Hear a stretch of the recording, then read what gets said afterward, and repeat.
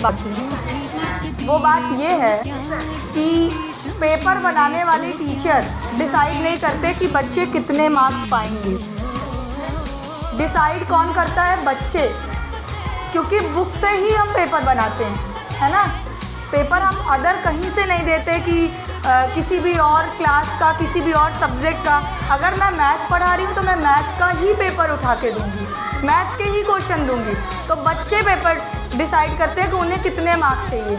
अगर आप 5 नंबर के अकॉर्डिंग पढ़ोगे तो आपको 5 मार्क्स मिलेंगे। अगर आप 20 मार्क्स के अकॉर्डिंग पढ़ोगे तो आपको 20 मार्क्स मिलेंगे। इसीलिए एक बात हमेशा याद रखो, अगर कोई कहता है कि तुम्हारे टीचर ने टफ पेपर बनाया है या बहुत इजी पेपर बनाया है, तो वो पेपर इजी इसीलिए है क्योंकि वो जो बच्चा बता रहा है या जो पेपर देख रहे हैं उनसे वो चीज़ आती है। तो ऐसे तो आपको भी पढ़ाया जाता है, तो आपको भी वो चीज़ आनी चाहिए। तो आने के लिए 3 चीज़ें ज़रूरी हैं विद्यार्थियों के लिए हमेशा।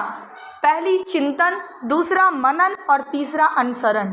चिंतन का मतलब ये होता है कि जो टीचर, शिक्षक जो आपसे कहे उस बात पर चिंतन करो, उस बात पर विचार करो कि इस पर हमें कैसे करना है, कैसे काम करना है।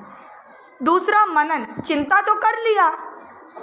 सपोज दैट अगर हमें कपड़े खरीदना है तो हम उसके बारे में चिंता करते हैं ना कि कौन सा कपड़ा खरीदे, कपड़ा कॉस्टली होगा, एक्सपेंसिव होगा, कैसा होगा, कौन सी दुकान पे जाए, चिंता करते हैं ना। वैसे स्टडी के लिए भी चिंता करना है। चिंता के बाद मनन आता है, चिंता के बाद आता है मनन।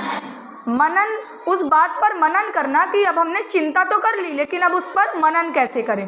मनन के बाद तीसरी चीज़ आती है अनुसरण। जिस चीज़ को हमने सुना है, जिस चीज़ को हमने उस पर अमल किया है, उस चीज़ को अब हमें कैसे उस चीज़ पर लक्ष्य